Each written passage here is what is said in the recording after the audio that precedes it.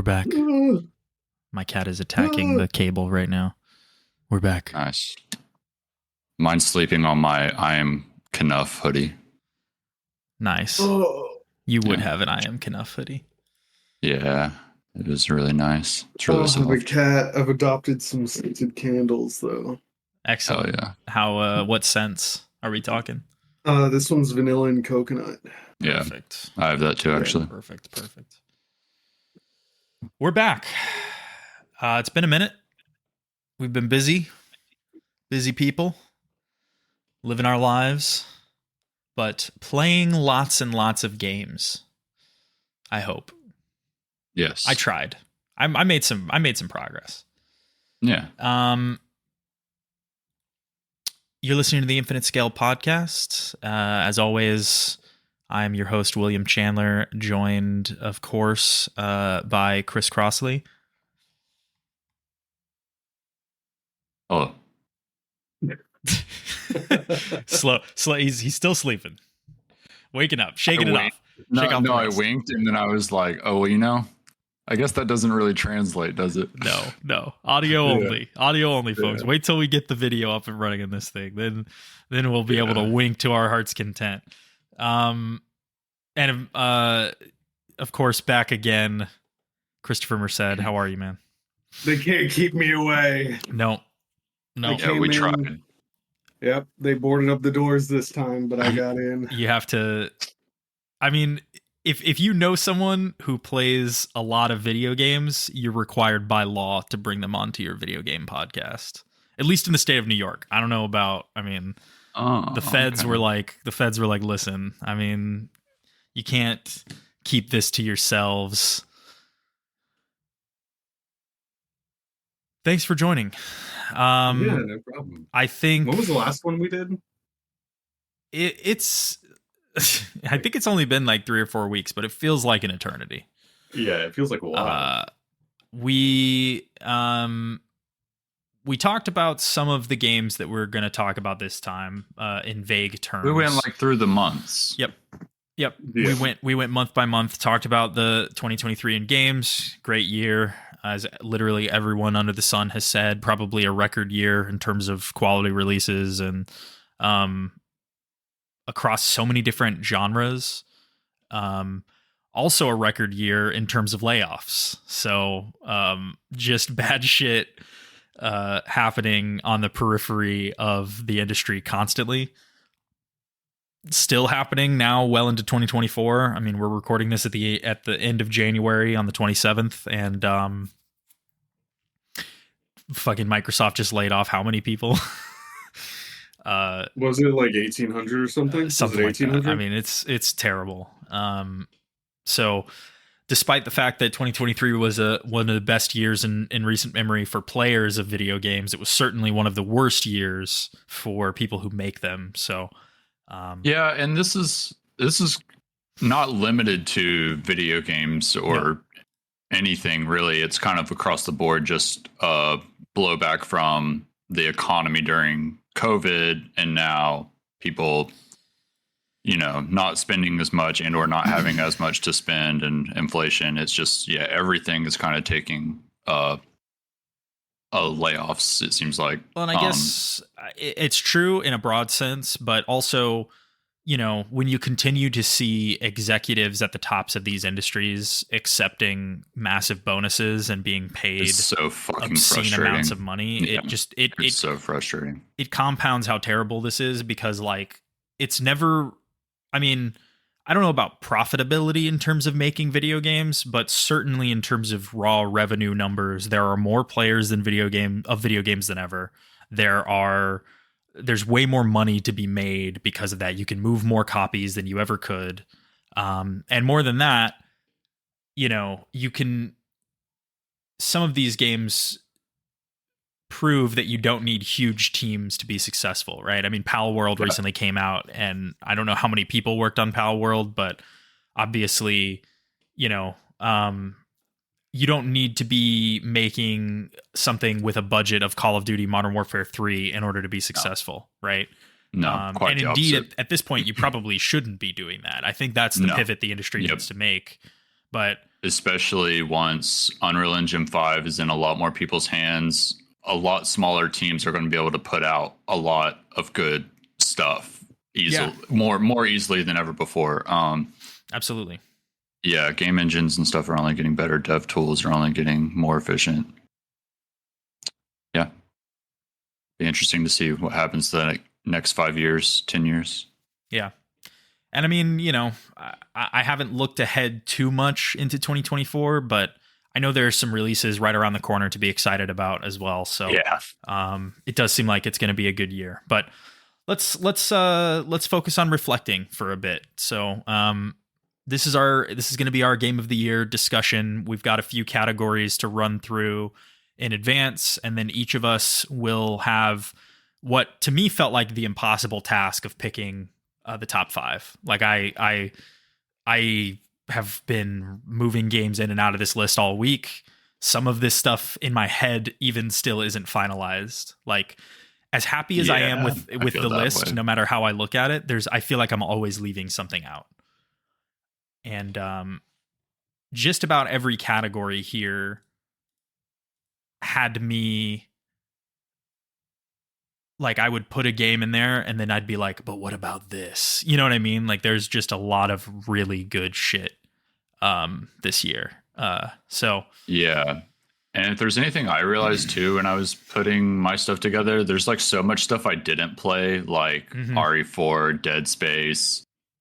Honestly, just the list goes on. There's so many things I just didn't even touch last year that I'm like, damn, I bet this would definitely be on my mind right now if I just actually would have gotten around to it. But yeah, and there's a lot of games that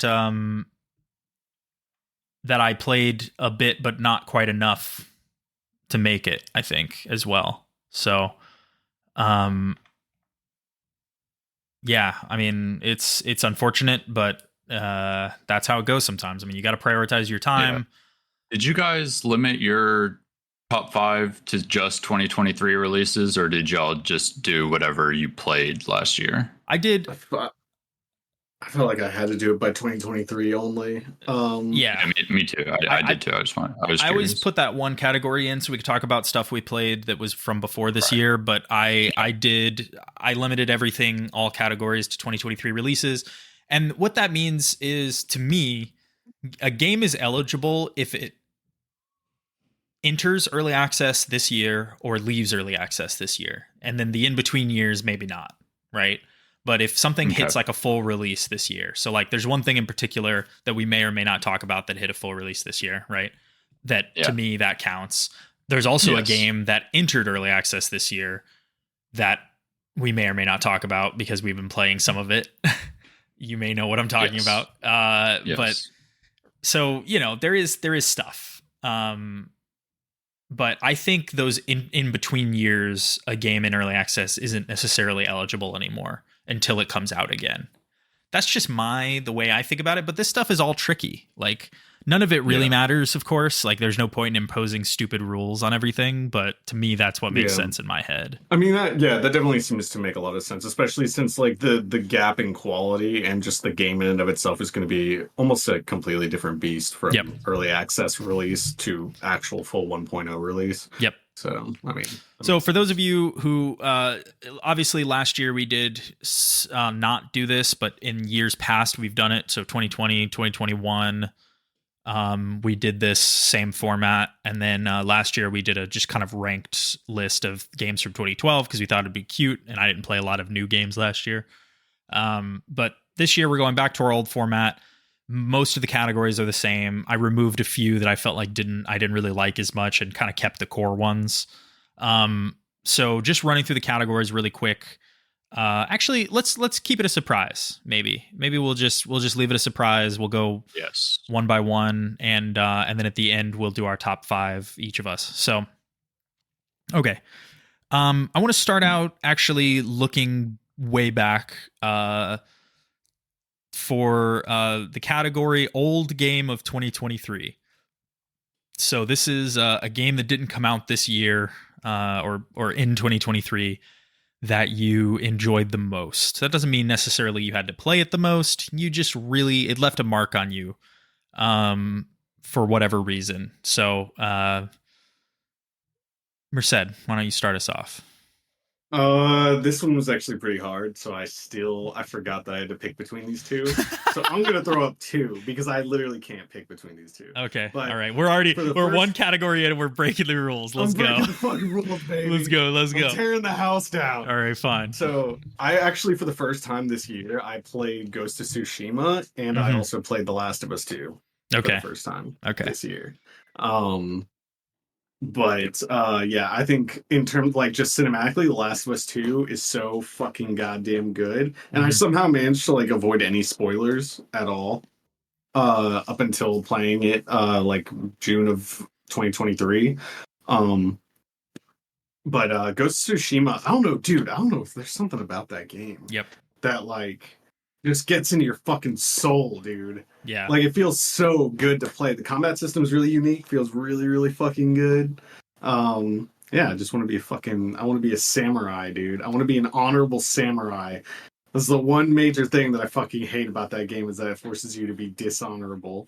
And then it shits down your throat for it. Yeah, for no fucking reason. I do really wish you had the almost kind of infamous kind of style thing where it's like you're either good or you're evil, except it's like you either stay true to the path of the samurai and don't deviate literally at all, or as best you can, or you fully go on this like, you know, new path of. But there are major plot points in that game that wouldn't exist if you had that ability. And then the main sort of like, not like moral, but the message it's attempting to get across kind of hinges on, you know, sometimes you gotta fucking fight dirty, you know. I think for sure. To be honest with you, the way that game is structured, I could see an early draft version of this game having that in there. I do like it does. That was the really very original intention, and then they decided to stick with one narrative, or they ran out of time, or whatever. Yeah, like whichever it is. Right? They realized they didn't have enough to, you know, time and budget, and you know,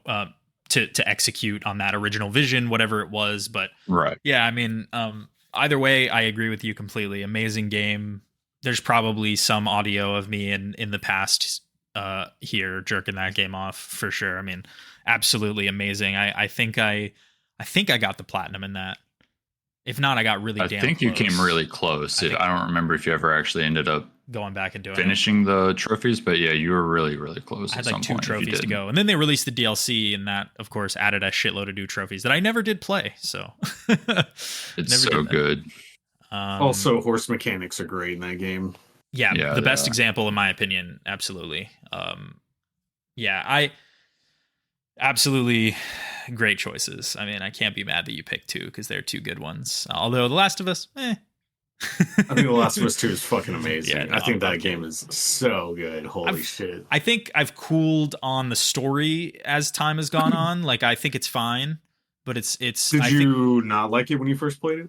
No, I liked it quite a bit, and I think I'm cooling off on it after having some distance from it. But I think the gameplay of that game is stupendous. Like especially before you get sick of it. Like in the first like half of that game, crawling around, popping, like just absolutely violently murdering people is so satisfying in that game that my neighbors should be calling the cops on me right now to just listen to me talk about this, because it's great. They know how to. I never actually got tired of the combat. That shit felt so goddamn good.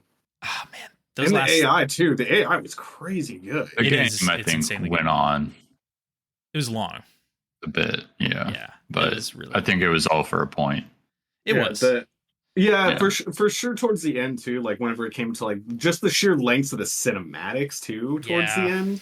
Yeah, that's where like it sort of like grinds on you, because you're like, okay, I'm about ready for this to start wrapping up, and now you're sitting here watching like a movie. Like, all right, let's get this show on the road.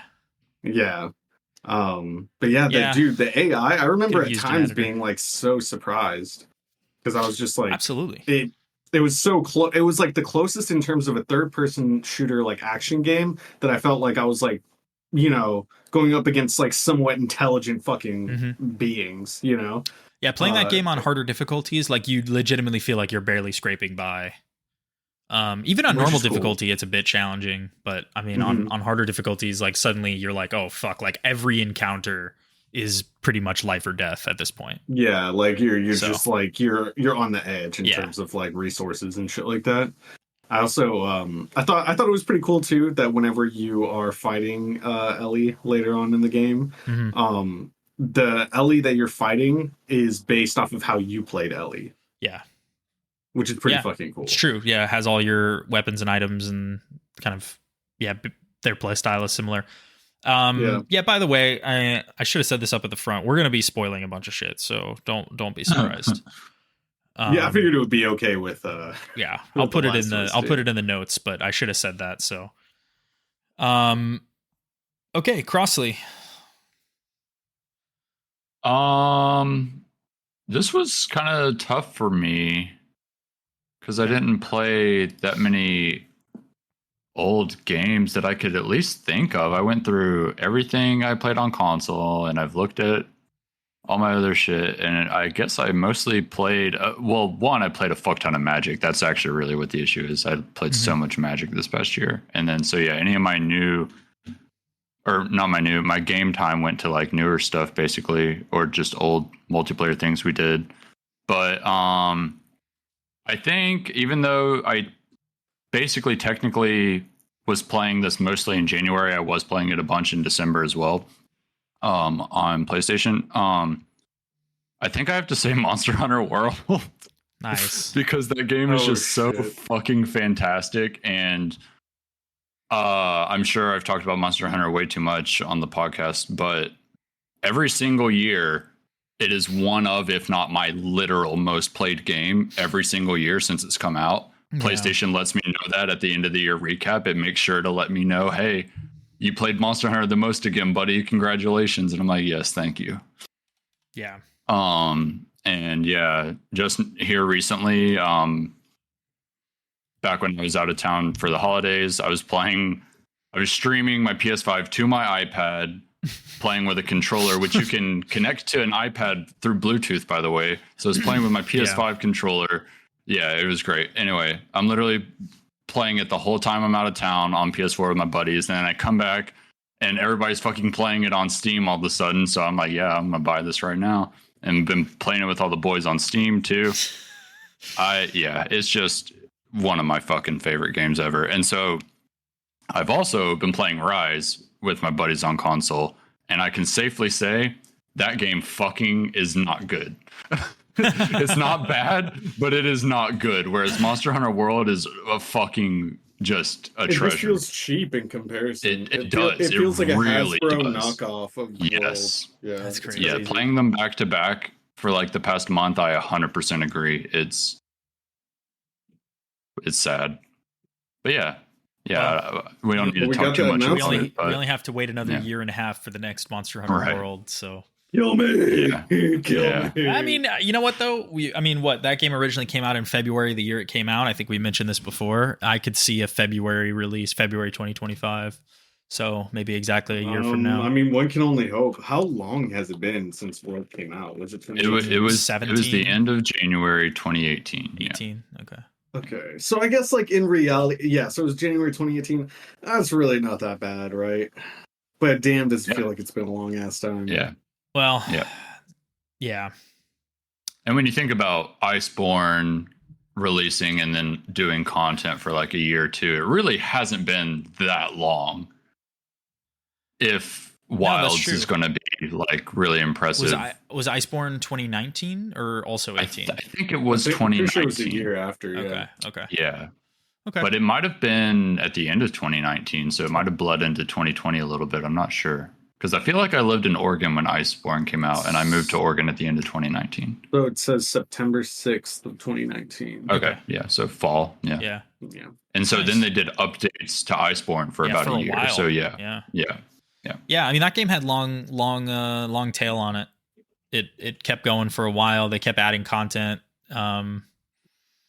It's cool that it was so well received, because I mean that broke Monster Hunter into the mainstream, and I keep feeling like each subsequent game from here on out, it's going to be like From Software, right? Like each subsequent game from here on will just be more and more and more popular. So I mean, in my mind, I feel like this team still has their best game ahead of them. I think. I agree. I think Yeah, I agree. So, okay. That's funny. See, this was the only category that was easy for me. What was yours? You guys are gonna, I mean, I don't know, maybe you'll have thought about this. If this game had come out this year, it would have been my number one game of the year by like a lot. Okay. And that is Signalis. Oh, okay. Oh, wow, really? Signalis. I thought you might mention that somewhere. I didn't know when that came out, though. I thought that was a new game, actually. It was late last year, so it was like October of last year. Of 2022 or 23? 2022, sorry. When I say last year, I mean that. Yeah. Okay. Yeah, so, I just want to make sure. Yeah, I still think about this game. I played this game. It was October 27th, 2022. I think about this game regularly. And I played it at the beginning of the year, basically like probably, I don't know, around this time last year, right? Around this time in 2023, I played it. And aesthetically, gameplay wise, the length of it, the narrative, the characters, everything about it was crafted specifically to appeal to me in a way that is completely undeniable.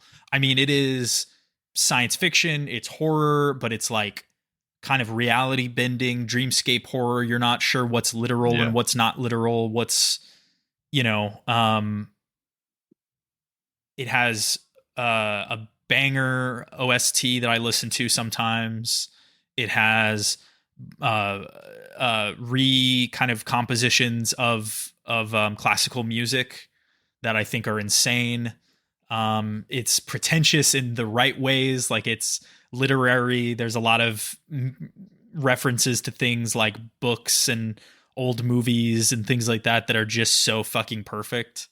It is to me one of the best games ever made and absolutely my old game of the year. I think if anyone who likes survival horror even a little bit should play Signalis. I mean, that's just, it's fucking unbelievable.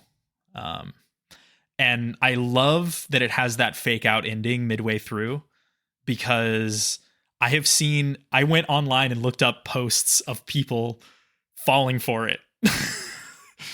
And it's crazy because it executed so well. Yeah. I mean, great game. Yeah. I'll leave it there. Yeah. How you feel about that game, I think, is how I feel about like Inscription, and in a way, it just feels like it was so made for me, and it's so unique and has all these different elements to it. I think that first leg of Inscription is one of the coolest things ever made. Absolutely. Did you get through the whole thing? I fell off like around the third act or so. Okay. So it started to lose me as it went more and more in. But because it lost me a little bit, like in Act 2 when things really changed for the first time, and I was like, man, I don't know. Yeah. And I kind of powered through because it was like the design, what he was going for there was a clear reference to something I really, really loved as a kid. So I was like, okay, I'll try to get through this. And then the third act, and where that kind of all just ends up gameplay and stuff wise, I was like, you know what, he got me back. Like, it's I love that game. Yeah, I think you're right. I mean, for me, I've mentioned this before, every single year there is one random indie game that just hits me in just the right way. And Signalis, I mean, it didn't come out in 2023, so yeah, right. I mean, like, I didn't play enough indie games in 2023, unfortunately, because I didn't have a lot of time. But I still need to play Dave the Diver. I feel like that's my tragic sin. Yeah, it's very cozy. It's a very, very cozy game. It's definitely it's not going to give you the amount of depth that other games are going to give you. I don't know. It's just one of those games that when I look at it, I'm like, holy fuck, I think I would like this. And then like the day after I have that thought, everybody's talking about it and talking about how good it is, and they're all people whose opinions I respect. So it's like, well, fuck, I am really gonna like this, and I just never got it or played it, and I don't know. It's just one of those things. It's the cool thing about games like that is it's like they'll always be there, and they tend to like self-preserve themselves a lot better than these like AAA hits that come out. So like, yeah, anytime you pick it up, it'll be like fresh right there, you know. Yeah, for sure.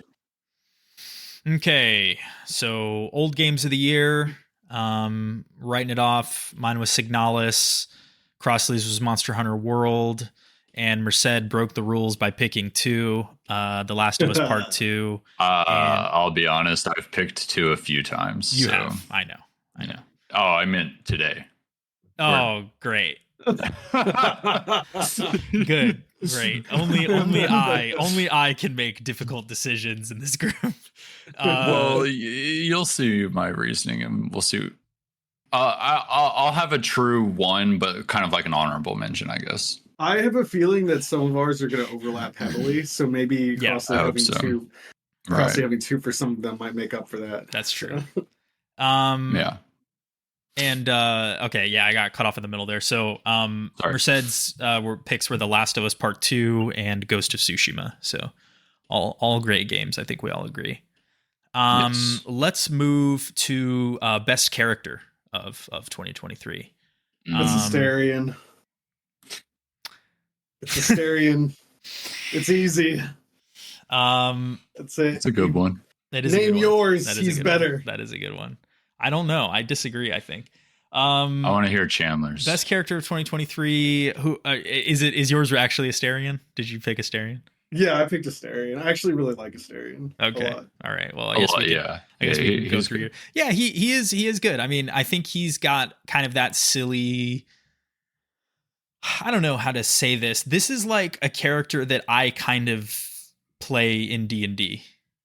Do you know what I mean? Mm-hmm. Like just causes chaos and is a bit sassy is like my character archetype in D&D. What are you trying to say, Crossley? I feel like Astarion is literally Kyle.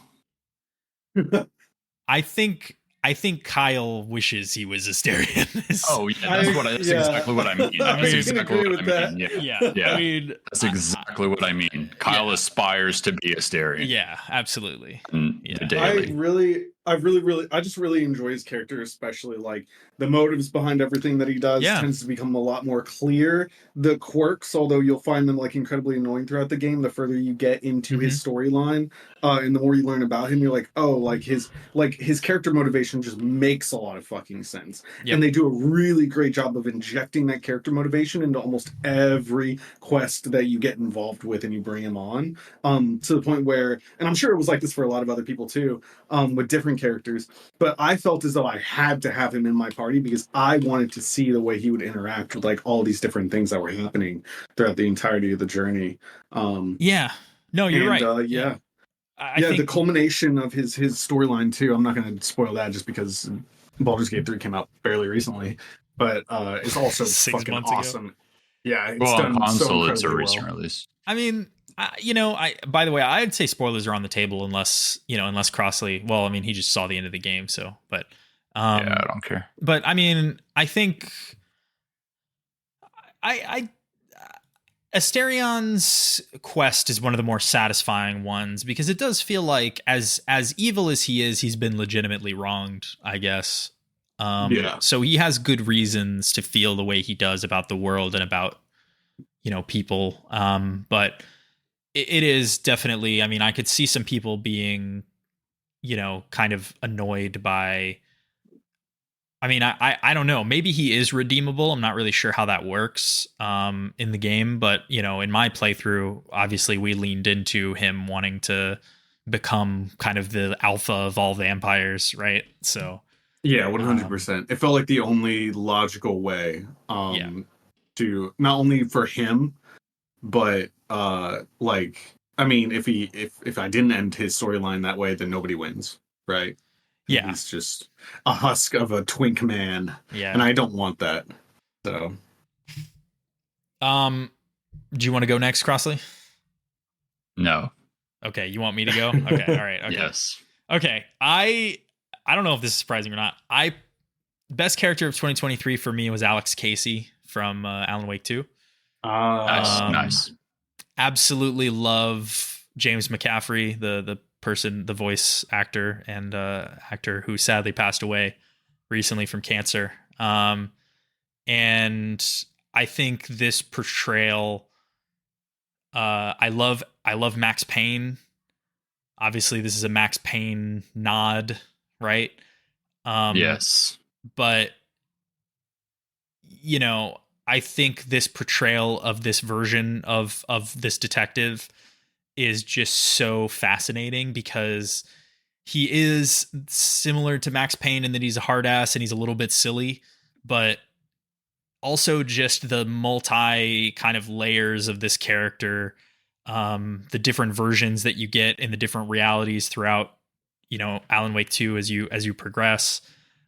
There's just a lot of range here in a way that you don't anticipate when you think about what Max Payne has been, what Alex Casey is. I think it's amazing. I love that he had as much screen time as he did, because there was a minute there where, you know, he disappears for an early part of the game and you're like, oh great, that was all the Alex Casey for this whole game. And nope, there's a shitload. Yeah. So I think I need to finish that game. It is incredible. I love the hilarious, like, having him visually portrayed by Sam Lake, the lead designer and head of Remedy Entertainment. Yeah, great game, great character. This was actually a tough choice for me in a lot of ways. There's a lot of great characters this year, a lot of great characters just in Alan Wake 2 as well. I mean, the fucking janitor is a shout out as well, and he was in Control. Yeah. But Ati's such a good character. I actually thought about Ati. Yeah, bro. He's really cool. But had to go with Alex Casey. So that was me. What do you think, Crossley? What do you got? Are you guys ready to accept the truth? Maybe. Depends on what the truth is. That's a reference to the game. Yeah. Okay. Clive Rosfield, I think, is mine. Yeah. Now that I've seen this fucking stupid ass bitch fucking game to completion, I think I can finally say that that is a really well. This was tough for me because the reason I like Clive is mostly the other characters, but I can't pick them, and they all relate to him. Mm-hmm. Narratively, so I guess it's got to be him by default, even though I don't necessarily like really love him, but I do love his journey and his arc and his relations to all these characters and where it all just kind of how it all kind of plays out. I was like, you know, pretty fucking good. Yeah, I feel like I'll I don't know how to talk, I guess, about it because I really want you to finish it. You started 16, right? We kind of were both playing it at release, if I recall. Me, yeah. I'm actually I thought that I would finish it by now, but I did forget. But yes, I'm so close to the end. It's not even funny. Oh, really? Yeah. Okay, cool. Yeah, I really want you to finish it and see if we align on some things. But yeah, I just it's it's one of the only times from a game from last year that I can think of, at least based off of what I played. I don't know, where I felt the things that I felt at the end of the game there once the journey kind of came to an end and things that had happened. It's just like, damn, dude, like certain things are making me feel really, really sad right now. And other things that it's just like, you know, the implied things of what the characters will do moving forward or whatever. You don't really get to see too much of an epilogue, unfortunately. That's probably one of my... I really wish they would have given me... Well, maybe there's going to be some in the DLC, but I would really like to know what some of the other characters went on to do or anything. But what's implied was just really nice. And then, it's an extremely melancholy. I don't know how to. It's a melancholy experience in all ways, because I think melancholy is best done when there's a little bit. It's like sadness and happiness kind of mixed together, right? It's some amount of hope, and there's sweetness, but it's also profoundly tragic. Yeah. The game, the story, and I think what really hooked me in the early going part was seeing Clive finally have a good life. Like, it felt like he had basically his early years to be happy, and then was just never happy again for the rest of his life. Yeah. And you just want so badly. Always struggling to achieve this better reality for either himself or the the future world that would be. But even when he was a pampered prince, his mom still fucking hated him. So and was a huge meanie. So it's like, okay, I mean, there's something to the story where you just really want to see Clive be happy. And it seems so challenging. I mean, same for all of the characters. I feel really bad because I'm blanking on the girl's name right now. The main girl. Jill. Jill also very tragic character, has a good arc from what I recall. For sure. The mentor character who's voiced by the dad from The Witch. Who's voiced also by that Ralph Ineson fucking guy in Diablo 4, right? Oh yeah, he is in Diablo 4 too. I forgot. Yeah. Ralph Ineson. He's awesome. Yeah, he was great. Excellent voice, excellent actor. Really brought that character to life. That game is so good. Not Diablo 4, Final Fantasy 16. Diablo 4 is good, but not as good as 16. Yes, absolutely. So I don't know. I like that pick.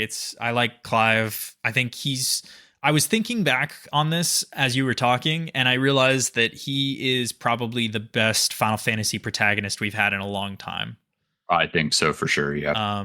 Which is funny because it's kind of a low bar, but also like I say low bar jokingly. They always have some likable traits and primarily are good foils for the cast around them. Like Titus, however you want to say it from Final Fantasy X, famously annoying kind of character as he's written and as they chose to have him portrayed. Yeah. But one of the most affecting stories by the end as well. So I do think they have a good track record overall with kind of redeeming these characters, but Clive is one of the only characters who's just likable the whole way through. I mean, I think so. Yeah. I mean, from that prologue, which I'm just going to go ahead and spoil this because it's literally in the beginning thing of the game. So I'm sorry, Merced, because I do want you to play this one day. I do think you would like it. But I mean, from the moment that I had to watch him literally beat the shit out of his little brother, like not out of his own volition, just after watching his dad get beheaded. Yeah, and it's just like, okay, I'm all fucking in, dude. Like, this is my boy. I will ride with him until the fucking end, dude. And then unfortunately, there's like a huge amount of downtime after that you have to deal with. But but good game. And they wrote the political stuff really well, I think. Yes, I agree. Okay. Really well done. Best characters. Mine was Alex Casey. Merced's, yours was Astarion, and Crossley's is Clive Rosfield. Rosfield. Yeah, ROS Field. Good choices. Can't disagree with any of those. How about best music? Alan Wake 2.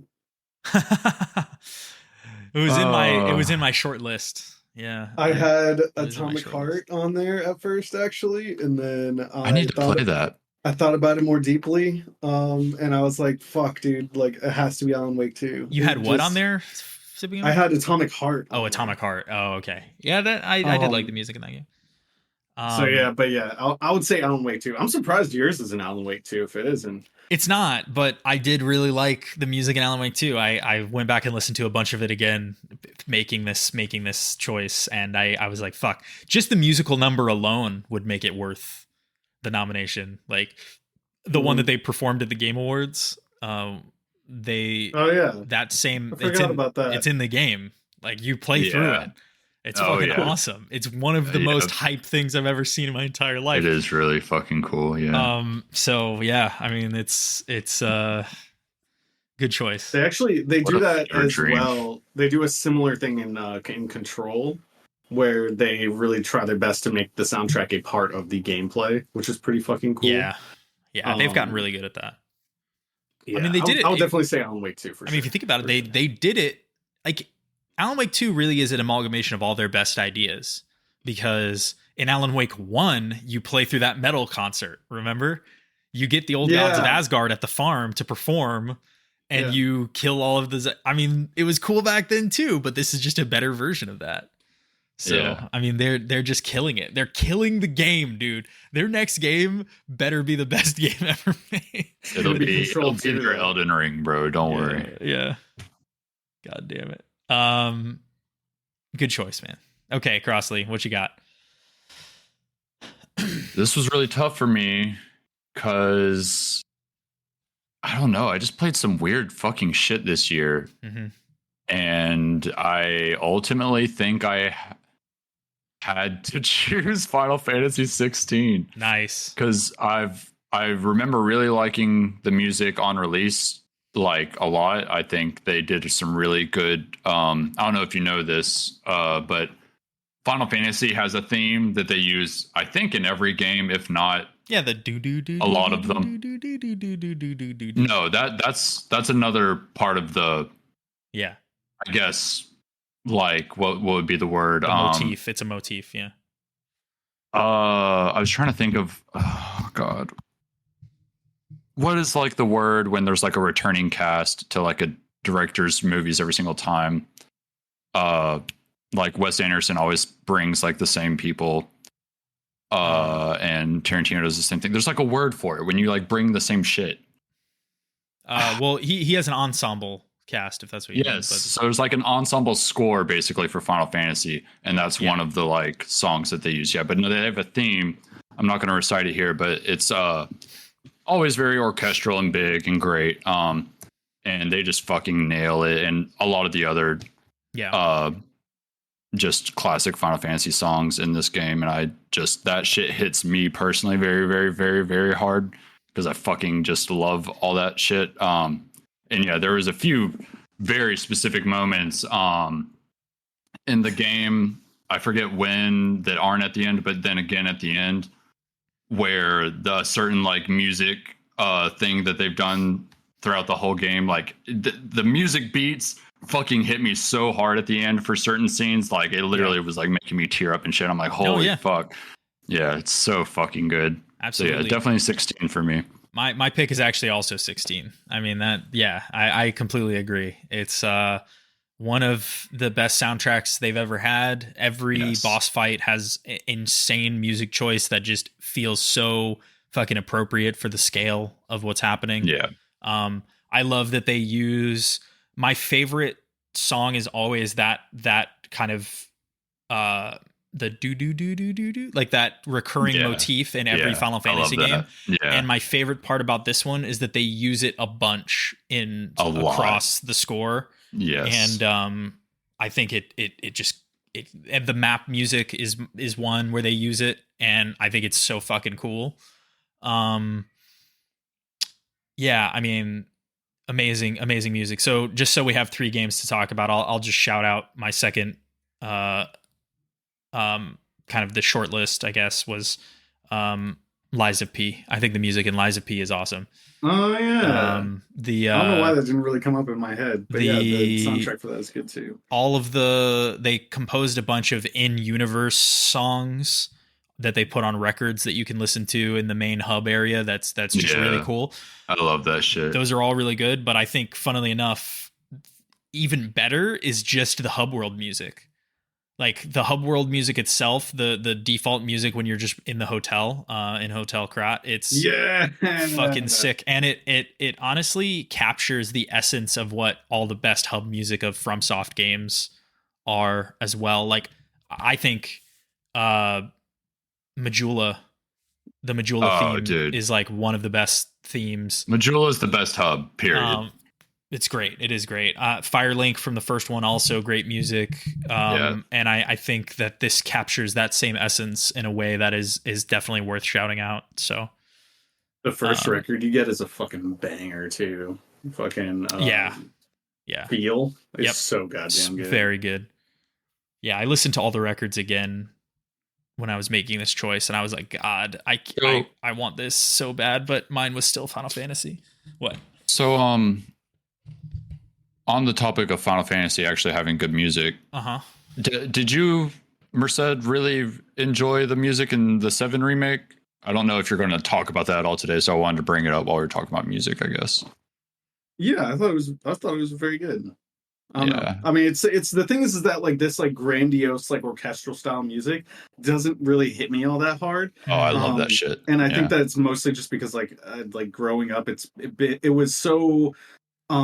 It was just normal for that to be integrated in so many different fucking video games where like almost every soundtrack was an orchestral theme. And you guys bringing up Final Fantasy 16 now actually made me think about that, where I was like listening to orchestral music now in games actually does hit way fucking harder, because it feels like Final Fantasy is like the only game that has had an orchestral soundtrack that I've played in like a while. And like if let's say like you could say like The Last of Us 2 has like an orchestral sound OST, right? Well, and you can say that, but it's not like as grandiose or vibrant or full, like, if that makes sense. It's like an epic. I don't know how else to word it, but the way they do it in 7 remake, it is like they are fucking like, we're gonna make you fucking feel and hear this shit, bro. I think 7 remake was my pick the year that came out for this category. It was mine for sure. Maybe, but yeah, the opening of 7 remake is actually my favorite Final Fantasy game opening ever, where they transition from the kind of moving through the city cutscene to the train, and you get the orchestral bombing music, and all that shit. I mean, I think it's absolutely one of the best openings, and half of that is because of the music. So, but I don't know. I guess, Merced, I think the one thing that is maybe, you didn't mention this, and I think you would agree with this too, but I think the problem with the orchestral soundtrack type of thing is that it's really hard to do it well. I think we're spoiled, especially considering that films have sort of cornered the quality market on this one. Like, there's so many good movies that have had excellent orchestral scores that stand out in your mind as being some of the best, that video games haven't, as a newer medium, haven't had a lot of years to mature in that way and compete, in my opinion, anyway. Like, I don't think, like, when I think of good orchestral scores, there's only a few, and even then the scale of them is much smaller than what you would hear in a movie of a comparable renown, right? So like Oblivion, like sure. Elder Scrolls 4 Oblivion has one of my favorite soundtracks ever. Great orchestral music, but it also still sounds budget compared to a big budget movie. A lot less grandiose of like what a full orchestra could sound like. Exactly. It's not until recently I feel like the games have started to take advantage of what orchestras actually have to offer, and that's because now they have the resources. Like Monster Hunter World, I think, has really good music. It does. But I think Lydia Tarr would agree. But did you guys not watch that movie? No, I guess I don't understand the reference. Okay, at the end of, I'm just gonna spoil it. At the end of Tar, so the movie's about her as a conductor, right? So it's basically it's literally the real world. So it pretends like she exists, like, and has existed alongside all the other greats that we recognize. The movie is essentially about her being one of the greatest composers of our time. She's the head of the Berlin Philharmonic Orchestra, which is one of the most renowned in the world. Yeah. And it's literally about her being canceled for sexual harassment. She sexually harassed somebody to the point that they harmed themselves and eventually killed themselves. And so the movie is about her, kind of the person she is, what she's like, and then her downfall after this kind of comes to light. And she basically gets canceled off the face of existence, and then goes, and the ending, like she doesn't work for years, and then the ending is her getting another job. She's clearly in Asia, like it looks, like some part of Asia. I don't want to, make assumptions. Maybe Thailand, something like that. And it shows her taking a job in Thailand, and then cuts to her on stage, like conducting, and it zooms out and pans up, and you see a giant screen above her, and she's doing one of those video games live orchestras and it's literally footage from Monster Hunter World. The opening cutscene from Monster Hunter World is playing over her head, like the actual one, not an approximation of it, the actual one. And then it pans over the crowd, and there's a bunch of Monster Hunter cosplayers. Not even kidding. This is the end of this movie. Do you understand? I was sitting next to Jennifer watching this movie and fucking losing it because I could not believe that this is where they went. This was the downfall of her career. It could have only been better if it was like the old gods of Asgard. Sure. And like, it's insane. Like the ultimate downfall of her career is playing for cosplayers at a video games live music thing. But yeah, I mean, it's very entertaining. So, anyway, sorry for the tangent there. No, that was great. I need funny. Yeah. Good movie, by the way. I definitely recommend it. Okay, so best music. Crossley and I both picked Final Fantasy 16 and Merced. I actually already. Oh, you picked Alan Wake 2. Yeah. Do you guys remember what actually won this at Game Awards? It might have been Final Fantasy. I think it was Final Fantasy. I think it was, right? I think so. I don't actually remember. Are you looking it up, Merced? Yeah. Okay.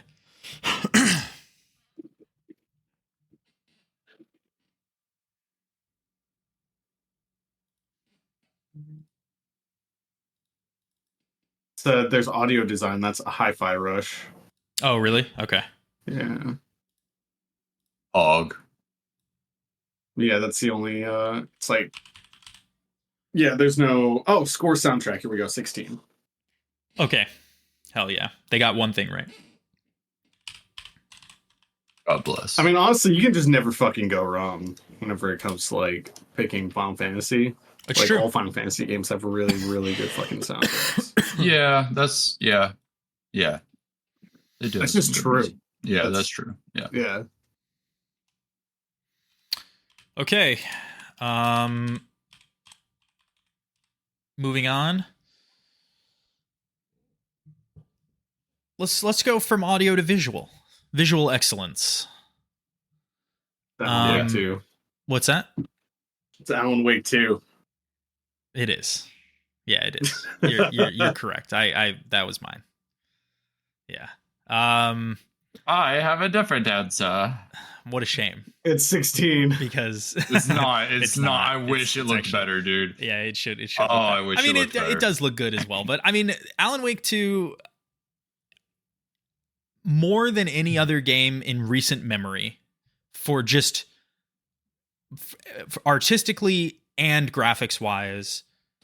Actually, Signalis is up there as well, but more than a lot of like pretty much any other AAA game in recent memory, I out loud to myself or to Jennifer, much to her chagrin, I would just say, this looks fucking amazing. Like, dude, the boss fights are fucking insane. They look insane. Like the effects, the mind warping shit, all the visuals, the mix of live action and in game, Yeah, I mean the silhouettes, like the white like character portraits with the black background when they're like jump scaring you, like all those visuals, the way that the darkness is represented as like a bunch of like fucking scribbles kind of darkness, you know, when it's like running at you, it's like a hurricane of scribbles. Yeah. Reflections, lighting. I played this maxed out with like all like shadows and ray tracing and all the meme shit. When you're just standing in the dark place version of New York City at night with all the neon and the rain, and just looks fucking insane, dude. It looks insane. No, I agree. It's awesome. It's hard to imagine really awesome how they even achieved it. I mean, yeah. Crazy. Yeah, I would love to. I'm gonna upgrade my computer when I'm done moving finally. Yeah. And I'd love to like boot that game up and see how I feel about it. But unfortunately, I didn't play that, so that can't be my answer. Okay.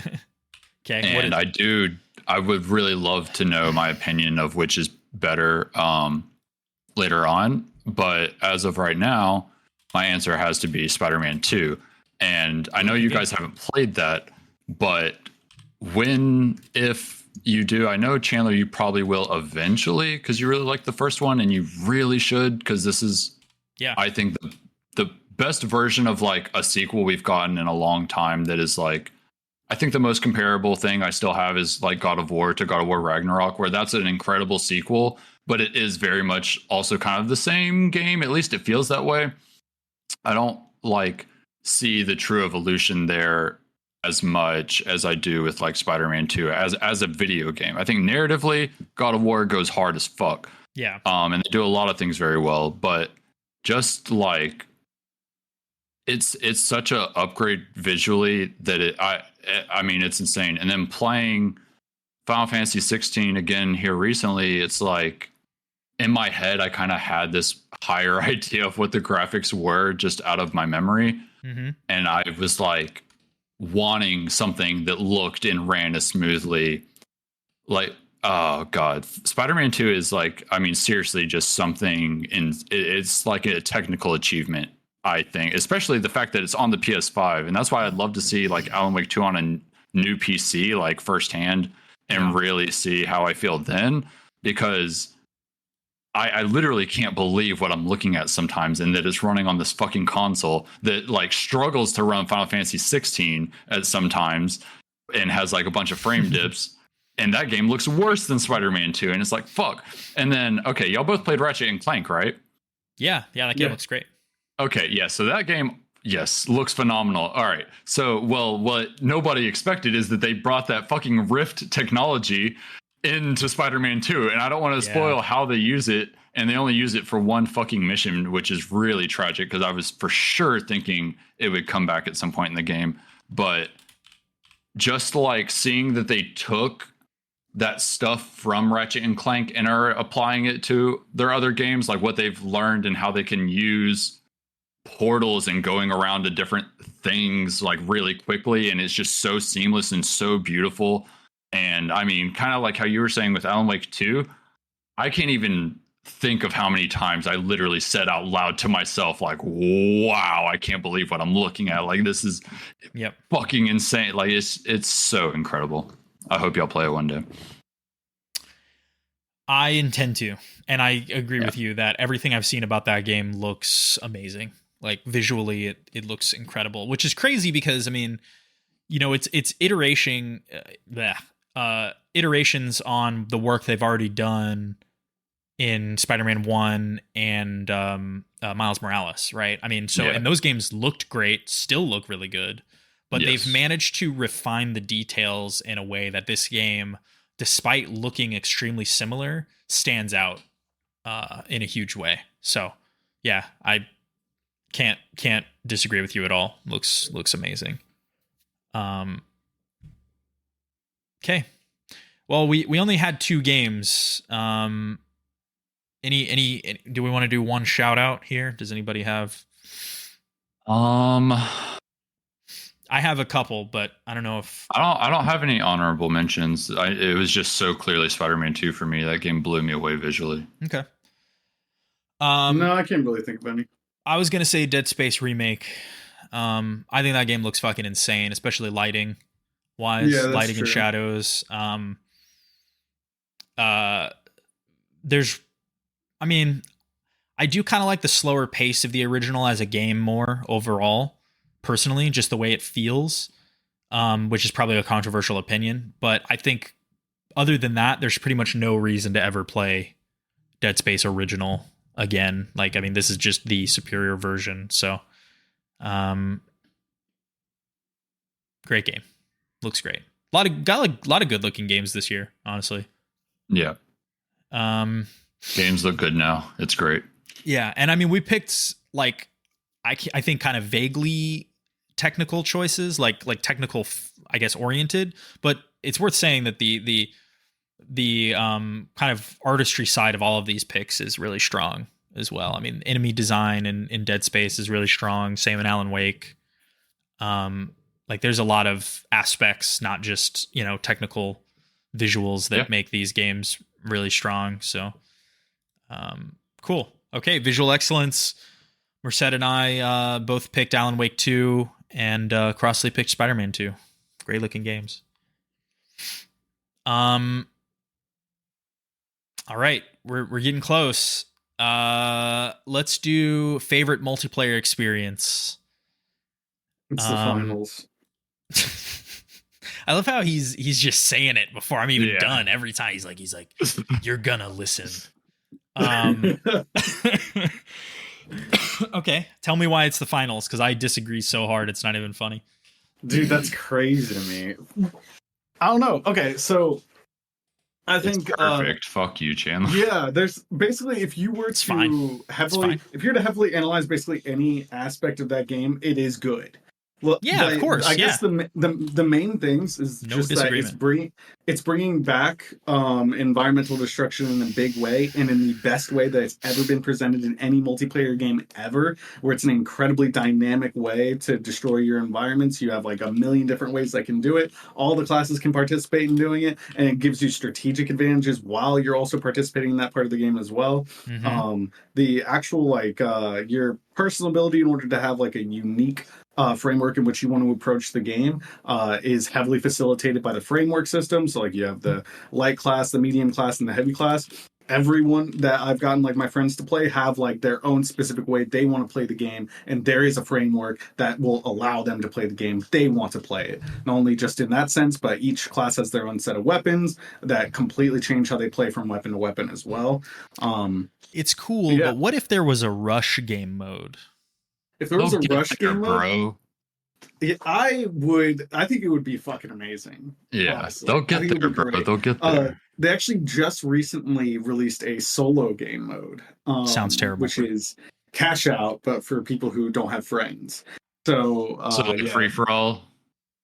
Free for all cash out, but there's still an objective. So, it's a free for all objective based game mode. Interesting. Yeah, there truly is not anything that is poorly done about that game. The game runs incredibly smoothly on as long as you have like a medium build system and up, like that game runs incredibly fucking well. The netcode seems to hold up phenomenally. The only thing that most people tend to complain about is the high time to kill, which honestly, if you want a heavily team-based game, then you're going to have higher time to kill in order to facilitate more teamwork. Otherwise, everyone just gets one tapped back and forth all the time. So, but that is also another thing too, is the framework system also facilitates a teamwork environment for everyone as well, and it does it incredibly well. Like it's pretty much necessary. The team working together the best will probably win, almost all the time. Like hands down. Yeah. Yeah, and I mean also visually, if we're talking like just visually, damn, that's a fucking really just smooth and slick looking game. Like it has its own identity, and it fucking nails it. The cosmetic options as well, all fucking amazing. Probably the best cosmetics of any fucking game that I've ever seen in my life. So, Especially This is for our- the Barry's first person shaking his shooter. head no. This is our first disagreement, I guess. I think that game's ugly. I think the artistic choices for that game is like visually, You're out of your fucking like mind. technically, like in terms of how good it looks. I agree with you that it feels really nice to play. Movement is smooth. It runs really well. Love the destruction. I think the game show framework is ugly and tired at this point. And like I feel like I've never even watched Squid Game, but I'm just like, okay, another killer game show thing. I don't know, but this one's even uglier because there's a ballerina for some reason. Like, I don't know, like just all the cosmetic shit. I just do not care at all. It actually repels me from the game, I think.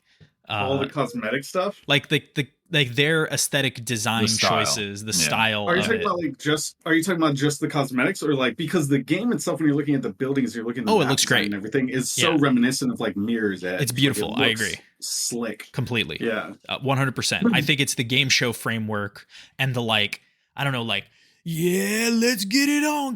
I'm like, is this the fucking Hunger Games? Like, this is really Oh, I sad. like it. I just I don't. like it a lot. I It like it a lot. doesn't do it for me. I'm sorry, guys. Especially when it's like an AI voice that's telling me this shit, dude. It feels so dystopian in a good way. It really gets at me. Well, Yeah. this is one of my ones where I have two answers, Okay. and the finals was one of them for Okay. PvP, All right. and that's why I have two different ones. Because my Okay. other answer for PvE would be Ready or Not for sure, Yeah. Oh yeah, true. absolutely, Yeah. without a doubt.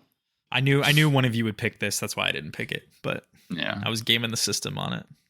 yeah. Ready or Not's a great choice. It Yeah. is. Yeah. Amazing game. We It don't came, even need to talk about it. We all know. We all Yeah. played together. We've talked about it a lot here. It's so fucking good. it came out in 1.0 and in December, and they made a great game even better. Yeah, that update was fucking phenomenal. We should play it huge. today. In Yeah, fact, we actually should. Yeah, I agree Yeah, I'm completely. down. I'm down 100%. Yeah, I mean, so this was one of the hardest categories for me.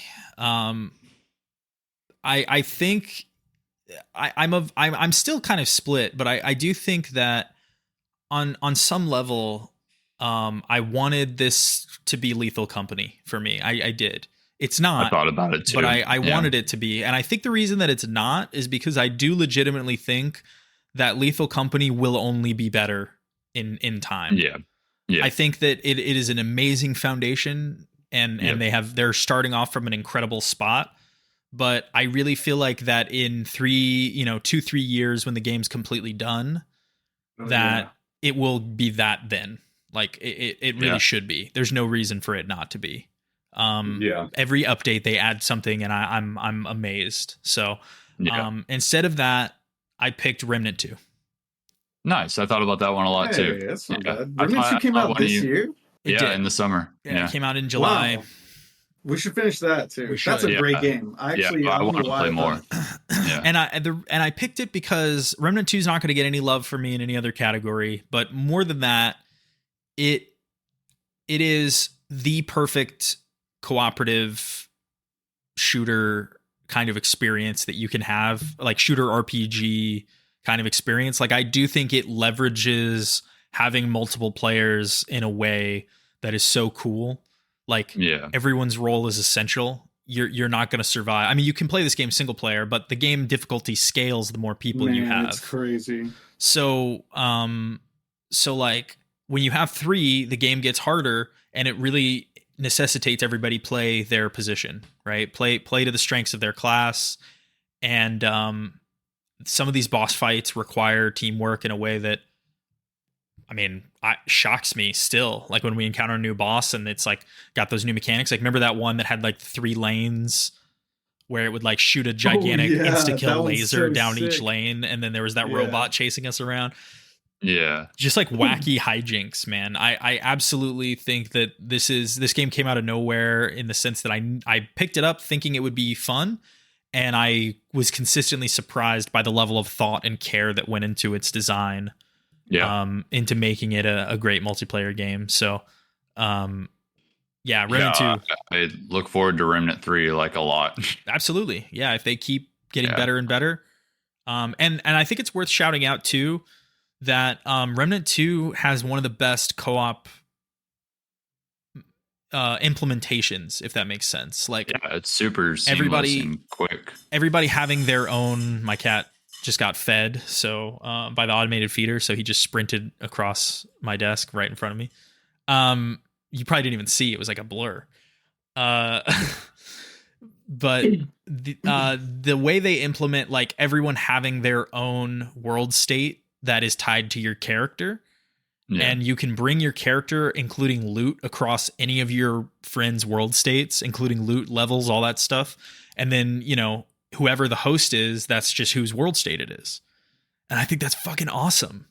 It's a cool way of doing it. I mean, some people might prefer that all of you progress through your story at the same time, but I kind of like the way it's done here. I mean, I really do. Like, I think it's super cool. So, yeah, great game. Really great game.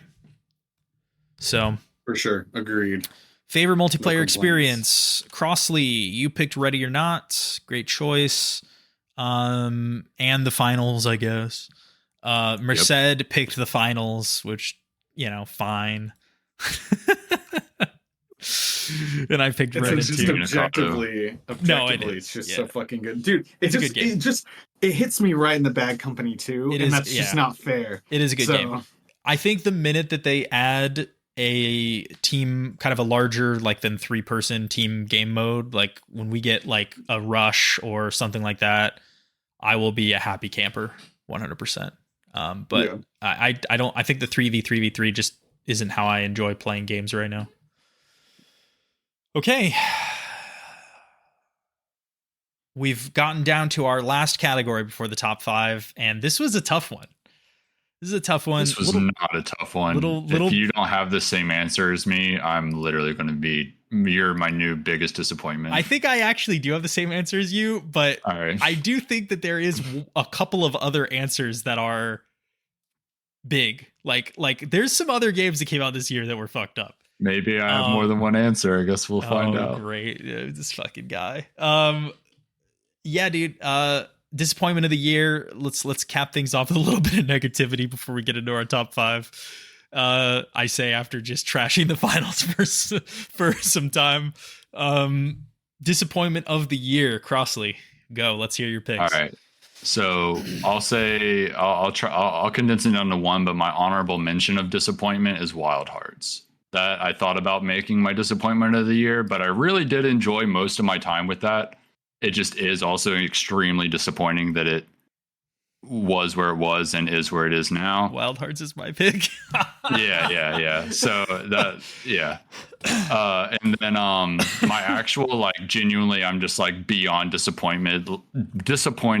What a grand example of what disappointment can be is Starfield. Just like, wow, what a fucking just. I feel vindicated. Yeah. I mean, I played the shit out of that game, and it just is a disappointment no matter how you look at it. I generally agree with you, although I do think that I didn't feel disappointed in Starfield. I just felt kind of nothing, I guess, by the time I was done. Like, I had some enjoyment. There was some parts of it that I liked. I did play a shitload of it, 60, 70 hours probably, but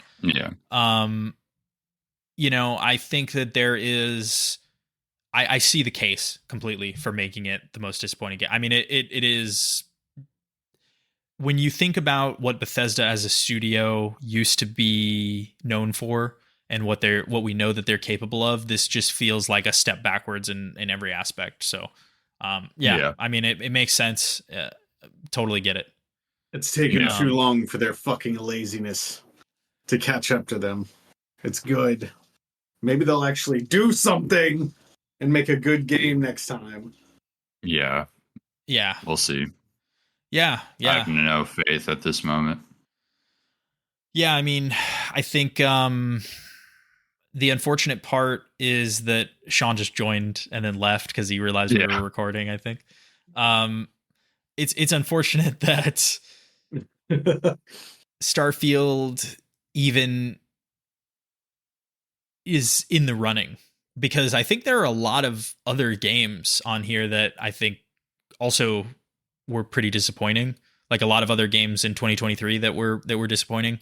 At least for me. I mean, I don't know. Like, yeah, those two were the ones I was personally most disappointed in. And I mean, I played a fuck ton of both of them. It's just like what they could be and what they are. It's just so disappointing to see that that's how it happens sometimes. Like, okay, games could have been so much greater just if certain things had happened.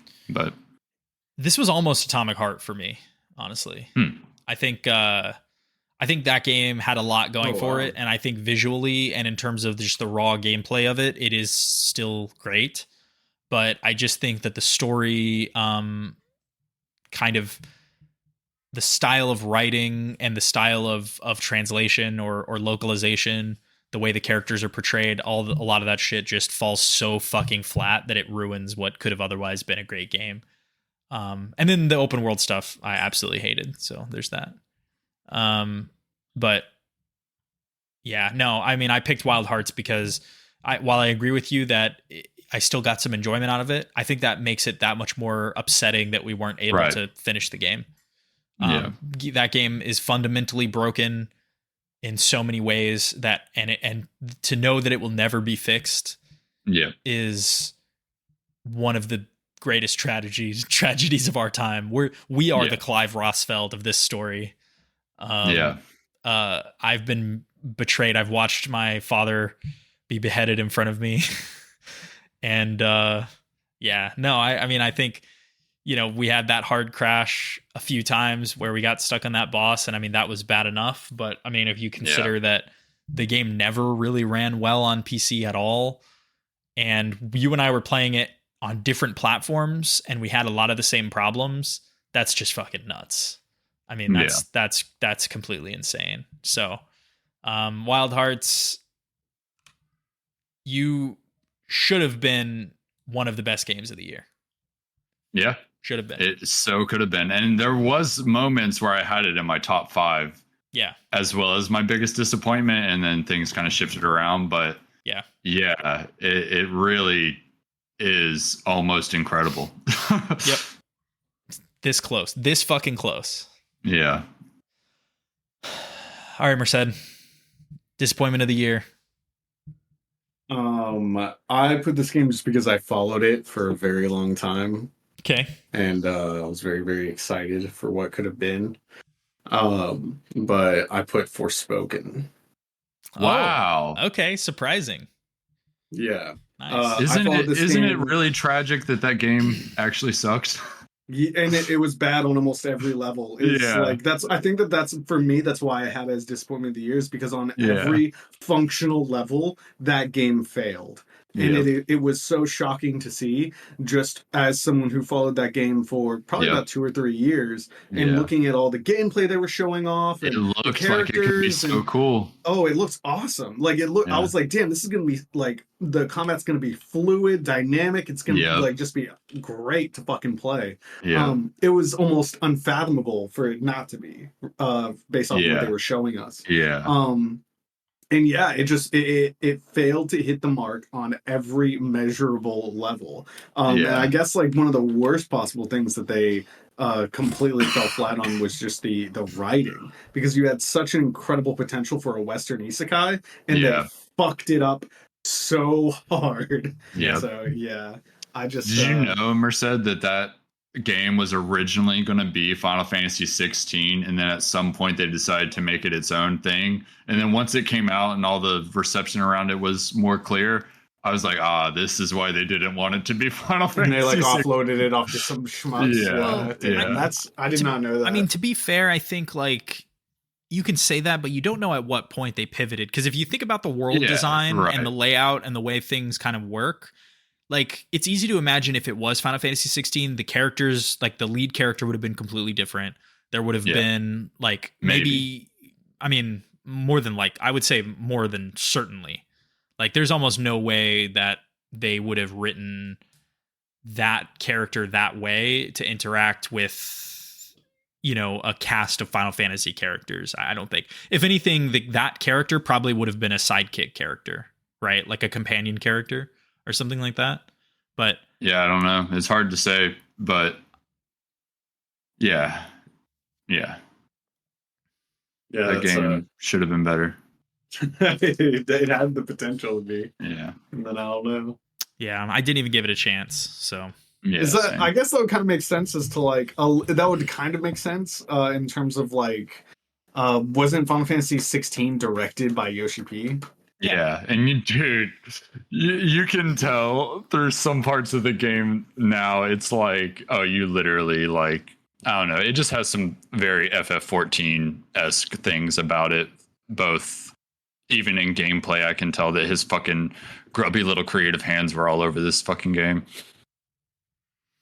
I don't know if you agree, Chandler. Did you play 14?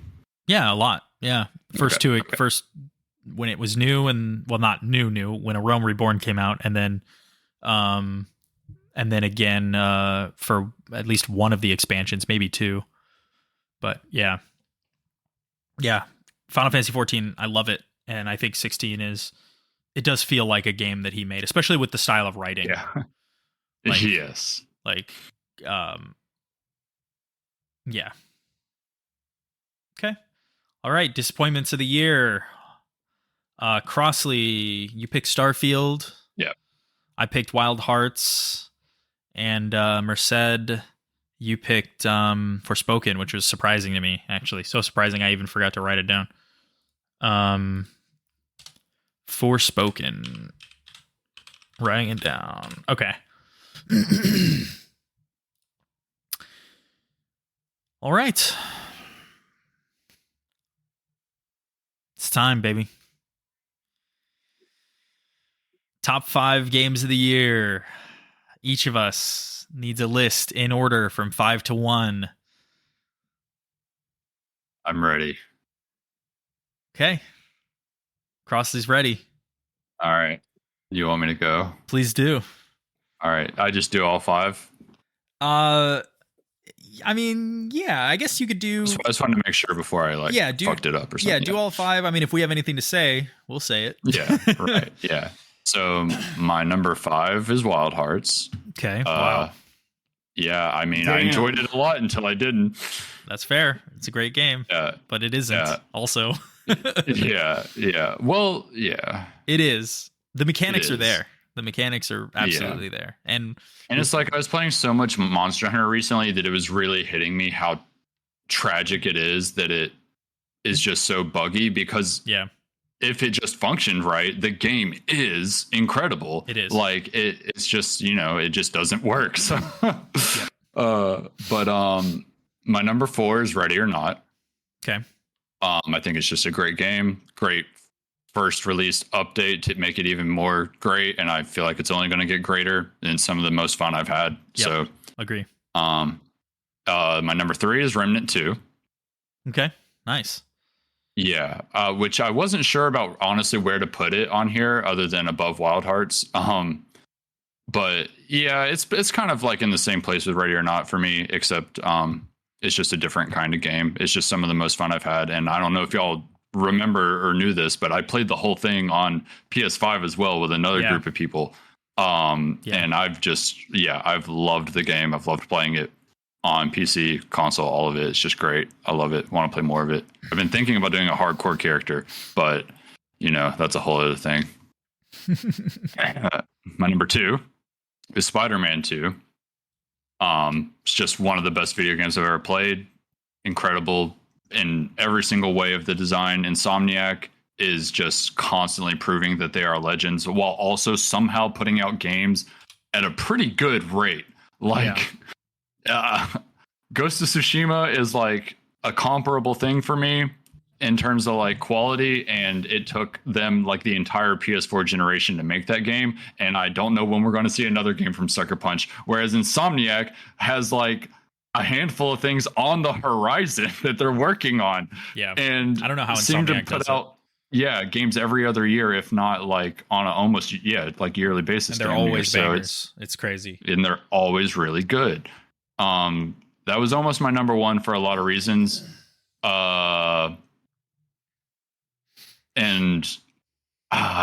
It's tough, but it was bouncing between this and Final Fantasy 16, and ultimately I landed on Final Fantasy 16 just because when that game is like, I don't know, especially by the end when you get all the icons and you have all your combat abilities, there is just so much you can do with your character in terms of the combat, and it's just all so fucking fun and satisfying. It's some of the best single player combat in a video game, I think, period. And you get so many cool badass abilities that you can utilize in all these different ways. And when you become your fucking like little mini kaiju and like all those fights and how they integrate with the cutscenes and do like, you know, QTEs and stuff like that. It's just all so fucking hype. And you get so used to, you're like trained by the end of the game, you know, oh, I need to start fucking clicking dodge here. And it's just like, even though it's kind of easy, it just like puts you in the moment so much more. And the ways, I don't know, just that game, the things that game has made me feel as compared to, I guess, Spider-Man 2, which is where it really like kind of came down to it for me. Because Final Fantasy 16 has some like parts of the game I really don't like, but the parts that I do like hit me so fucking hard and made me feel a lot more than Spider-Man 2 did, even though I think it's probably a better video game, like technically speaking. Yeah. Final Fantasy 16, just in every way, from music to the story, which is where Spider-Man 2 kind of probably lacks, is just everything about 16 really resonated with me pretty hard. Yeah, nice. Great fucking video game. Love it. That's amazing. There's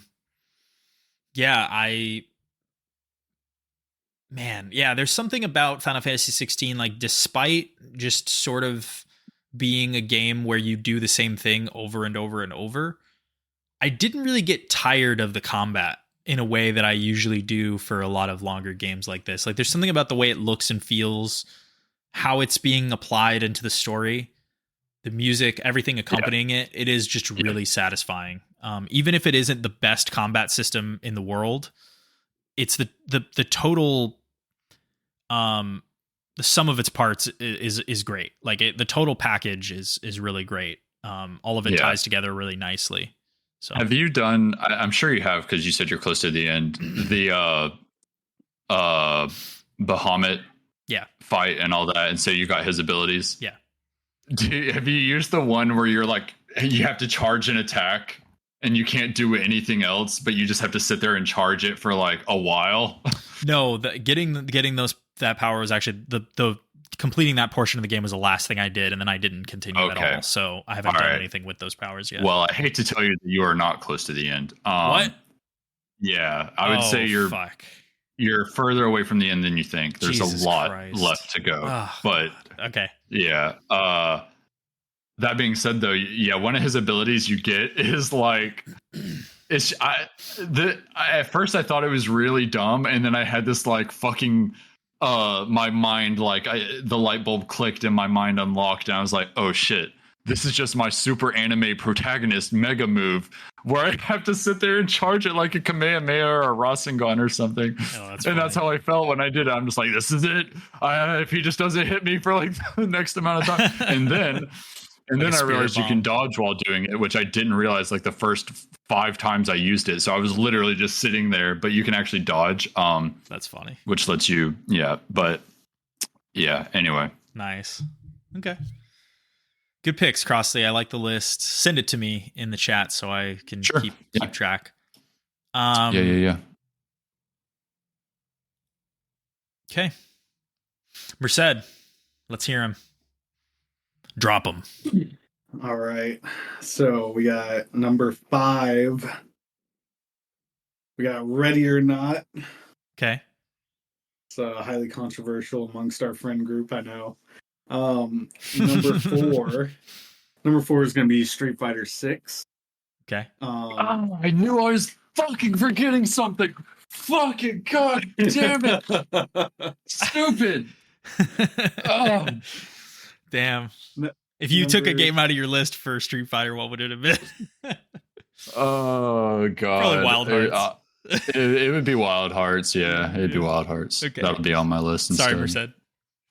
No. What did you want to say something about Street Fighter? Because we haven't really talked about that game at all.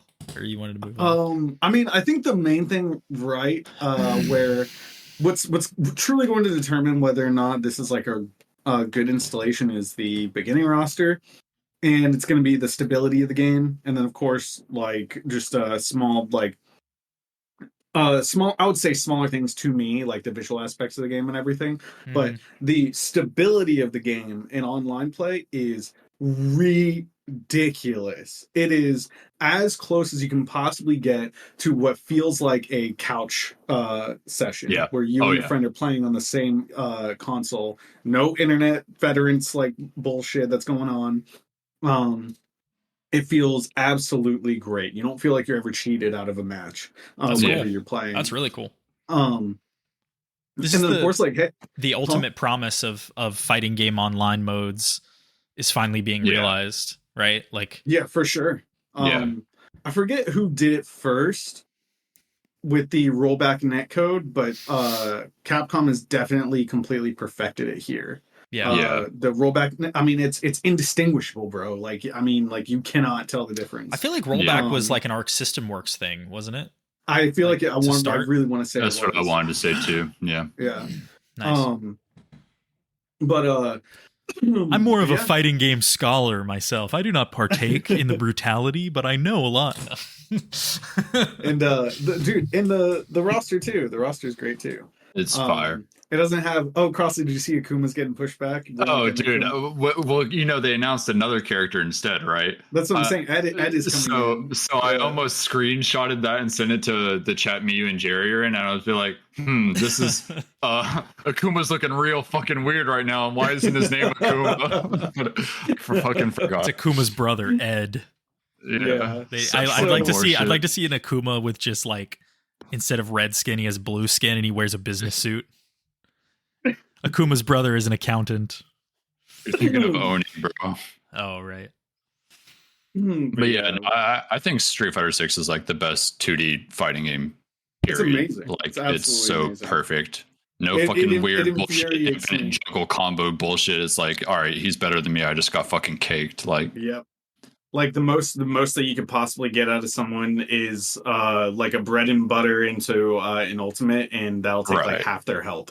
You know, you still have a 100% chance to come back. Oh, you can come back at a sliver in that game if you just fucking play your cards right. Yeah, it's not like other fucking fighting games where you put at a severe disadvantage if you fuck up royally. Man, that's cool. You guys are making me want to play it, kind of.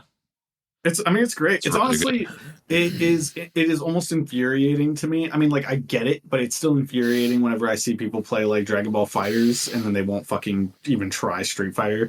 Like, that's wild to me. Yeah, it's insane to me only because it has all of the same functionalities. That because it's Fighters is an Arc Sys work game too. Yeah. It's the first one that introduced the auto combos. It's called modern controls now.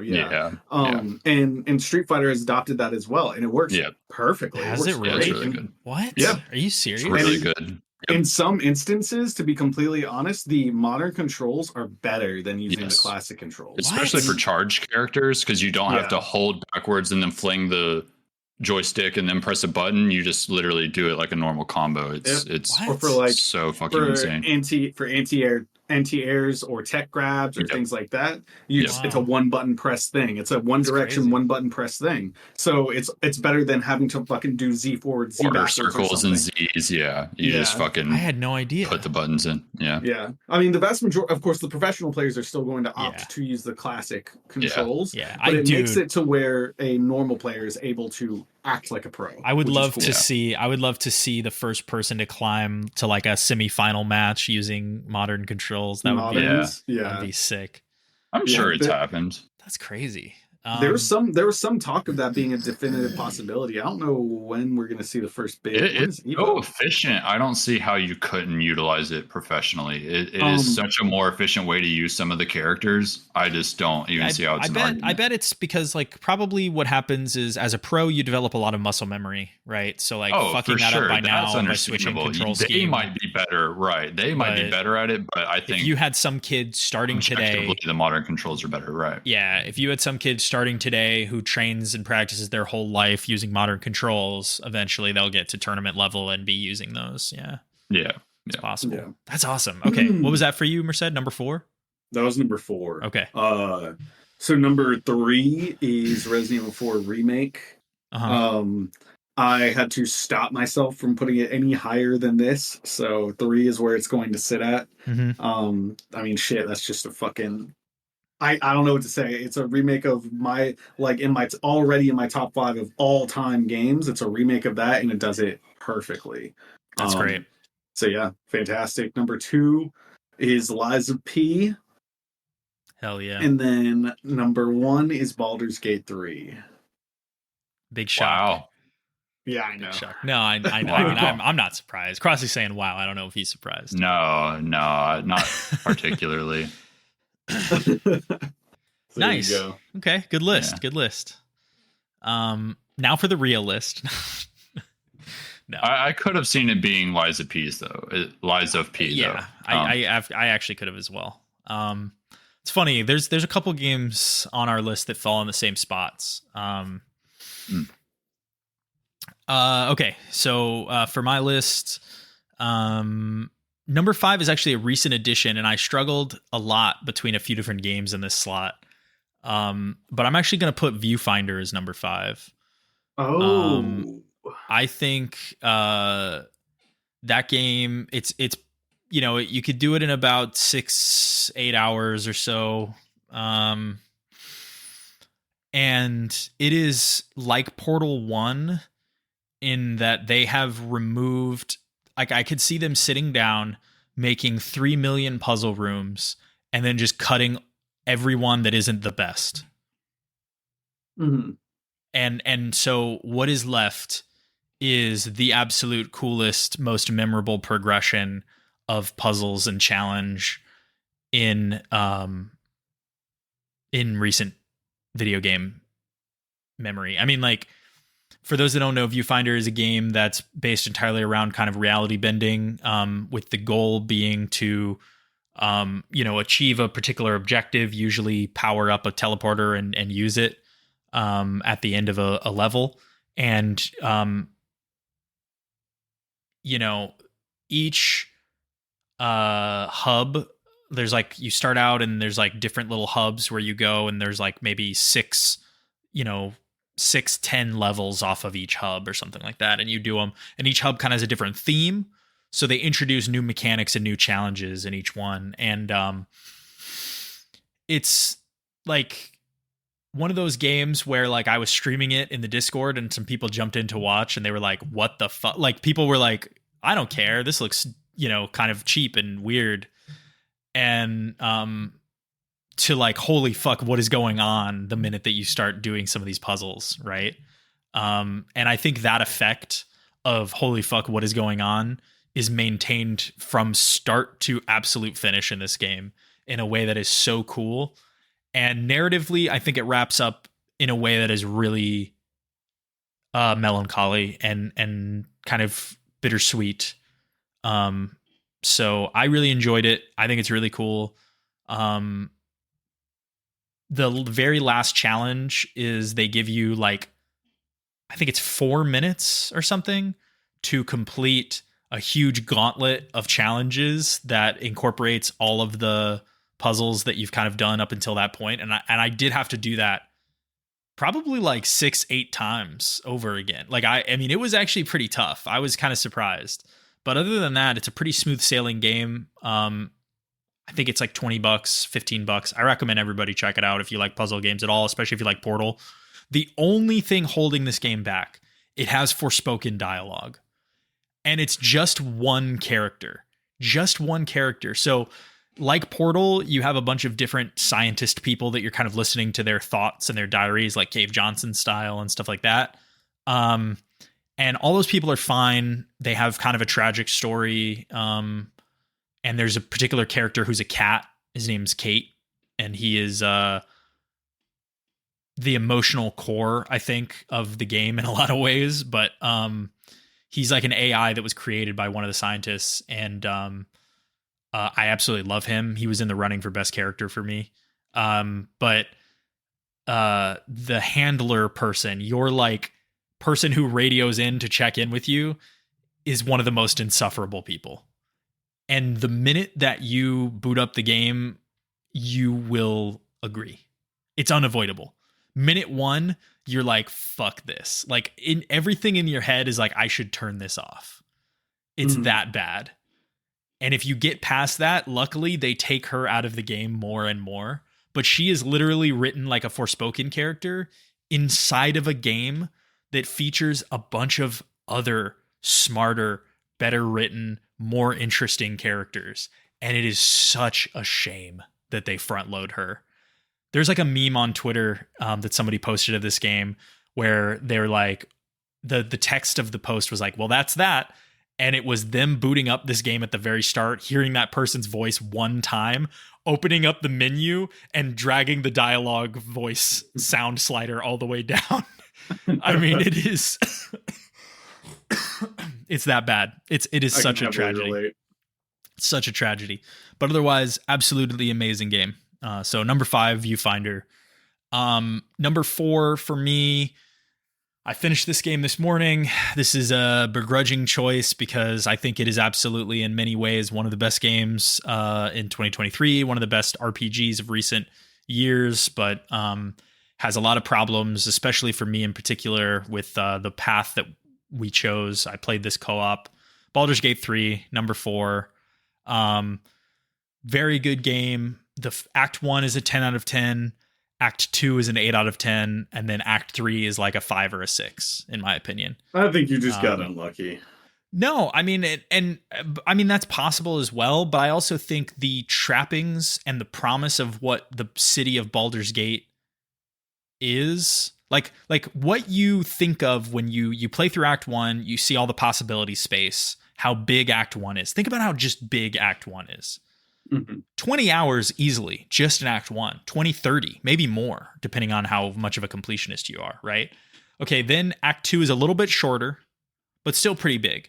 Act 3 comprises maybe 10% of your total playtime. The city itself is one of the smallest zones in the entire game, right? But what you think of as the possibility space, like what Baldur's Gate as a city should be in your head, just isn't realized, in my opinion. They didn't do it. They did not do it. In a broad sense, I think that is disappointing. Damn. However, narratively, character-wise, gameplay-wise, great game. I had a lot of bugs there at the end after they patched it, but I think it's still incredible. So yeah, number 4, Baldur's Gate 3. Number 3 is Resident Evil 4 Remake for me as well.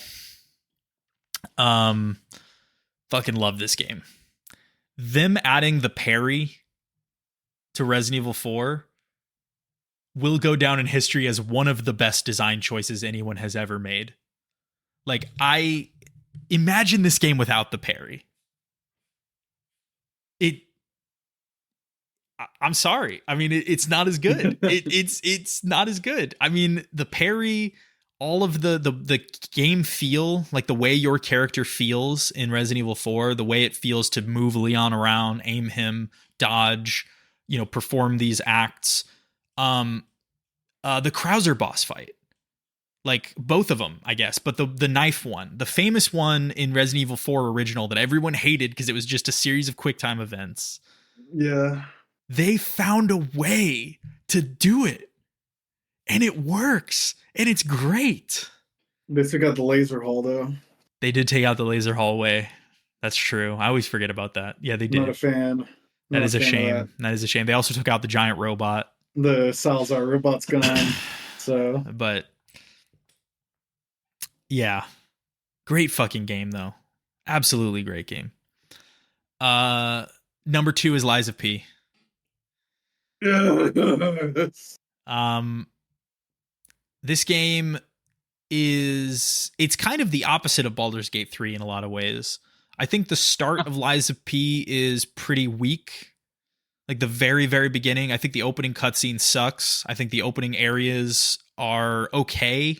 They're kind of lacking. They feel very linear, very lacking in imagination. It like if you're a From Software fan and you're playing Lies of P, you're like, this is just a knockoff. Like that is your first thought at the very beginning. And then as you progress, the brilliance of what they have made starts to reveal itself more and more and more with each level. The level design starts to get more intricate. It starts to get smarter. The shortcuts get smarter, although they never get quite From Software level of level design. Even some the of them you're what I was gonna say some shortcuts you're literally just like, really, all I did was just like turn a corner totally like 5 seconds ago. Yeah. or like in the very last level, I keep thinking of a particular shortcut that you're like, okay, you're just finding random elevators now. Like there's no logic for why there would be an elevator here. Do you know what I mean? Like shit like that. Yeah. Yeah, I feel you. But I mean, as a video game, the level design is great. The way it interacts with the enemies, their choice of enemies, the mechanics and the movesets of the enemies are insane. The length of the game for an independent project is amazing. I mean, it's shockingly long. Just keeps going. You're like, surely this is the end, and it isn't. And unlike a lot of From Software games, the end of the game, the bosses as you go really only get better. Like there's some From Software games where the last stretch, like Dark Souls 1 is a perfect example. The last third of Dark Souls 1 is the worst part of that game. The last third of Lies of P is the best part of that game. Which is nuts. I think this game is so strong from world design to story to music to visuals, that I'm on board for whatever they make next. Absolutely. And I would even rank it higher in my list of Souls-likes than even one From Software game. The worst From Software 100%. Game is Sekiro. 100%. And well, it's better than that. That's just a retarded ass comparison. It's better than that. What you mean to say, and what is objectively true, is that it is better than Elden Ring, first and foremost, and it also mogs Dark Souls 2. So I would rank it on par with Dark Souls. Actually, it may even be better than Dark Souls 3. Like I would say it's on par or slightly better than Dark Souls 3 in terms of my level of enjoyment of it. For me, those two are like neck and neck. I think Dark Souls 2 is a much better game than Dark Souls 3. So I don't think it gets close to that. And it's nowhere near the highs of Demon Souls or Dark Souls 1. Even Elden Ring, I think, is a considerably better game. But I do think that Lies of P earns its place as not just another Souls-like, but as something that takes some of the best ideas of Souls games and a totally unique world in a lot of ways and crafts some fascinating lore. It's great. Yeah. Love the katana. Best katana. Hell yeah. That I've had in a while, for sure. Katana's so fun. It makes you feel like a badass when you get the parry too. Oh yeah. And then my number one game of 2023 is Alan Wake 2. Yeah, I saw that coming. Great game. We don't need to say too much more about it, but I think it is one of the best stories told in 2023 of any medium. I think it punches well above its weight as a video game. I think Alan Wake 2 is what video games can be. Like, it is... The gameplay is good. I would put it on par with like a Resident Evil 2 remake as gameplay. Although I think the thing that Resident Evil 2 remake has going for it is the encounter design is a lot kind of smarter and the layout of the levels. But in terms of just raw mechanics, I think it's great. But it it really combines all types of storytelling that is possible in video games, visual, audio, through, storytelling through gameplay, and does the absolute best version, I think. Mm-hmm. So this is really why video games are such a new medium. It reminds me that video games still have the ability to surprise us and become better. Alan Wake 2 is head and shoulders a better game through its storytelling than so many games in recent memory that try similar things. Absolute, incredible piece of art. So, that's my list. Hell yeah. You guys want to just go, let's go back in order again. Just read off your 5 really quick and then we'll wrap up. So Merced, take it away. Number 5, Ready or Not. Number 4, Street Fighter 6. Number 3, Resident Evil 4 Remake. 2, Lies of P, and number 1 is Baldur's Gate 3. Crossley. Number 5 is now Street Fighter 6. Number 4 is Ready or Not. Number 3 is Remnant 2. Number 2 is Spider-Man 2. And number 1, Final Fantasy 16. Number 5 for me is Viewfinder. Number 3 is number 4 is Baldur's Gate 3. Number 3 is Resident Evil 4 Remake. Number 2 is Lies of P. And number 1 is Alan Wake 2. Great games. All right, now we have to argue. Now we have to argue with the group top 5. No, I'm just kidding. Sorting that shit out would be impossible. Yeah. They'd be like finding out what tier McDonald's is. Join us next time for probably a more standard episode, but I mentioned this to Merced, and I do think we're going to do this. We're going to rank all Souls likes and Souls games on one grand Souls list, and we're going to argue and have to agree on the order. So we'll do it like the character list, basically, but with Dark Souls games. Yep. Dark Souls games, from Software games, all Souls likes. Yeah. We're going to place them on a list. Man. So Well, we might have to narrow down all Souls likes to like the few best ones. just ones we've played, honestly. Okay. And to me, that could still even be a lot for me, but well, we could talk about all it. of us have played. We'll probably narrow it down. Yeah, exactly.